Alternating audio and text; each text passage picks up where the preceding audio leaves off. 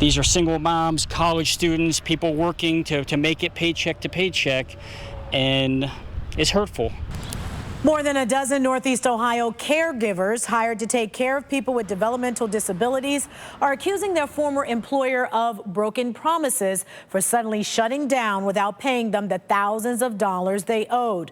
Tonight, News 5 investigator Joe Paganakis is pushing progressive alternatives for answers. Well, at one time, Progressive Alternatives with offices right here along Mentor Avenue in Mentor, located here in this strip mall that you see. Former employees contacting News 5 saying they were victimized by a company that left them with plenty of broken promises.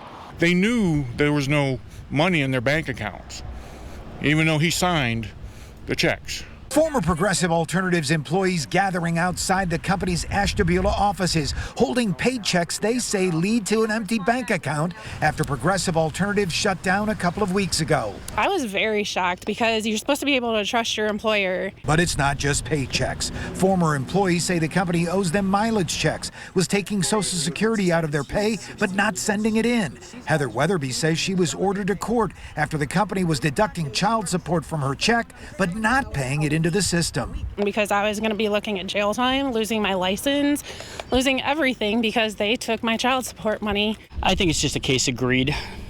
I think it's just mismanagement. Mike Schaefer says he's owed $2,500 in back pay and is waiting on a $6,800 tax return. He says the agency funded by the state and watched by the Ohio Department of Developmental Disabilities needs to be the subject of a comprehensive investigation. They not just stole from us, but they stole from every taxpayer in the state of Ohio. This was a state-funded industry.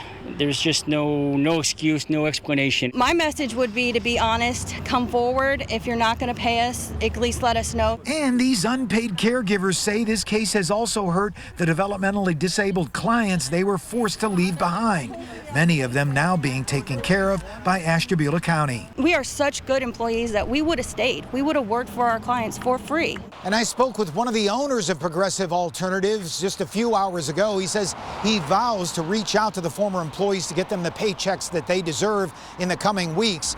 Meanwhile, I also called the Ohio Department of Developmental Disabilities, but the state has yet to get back to me.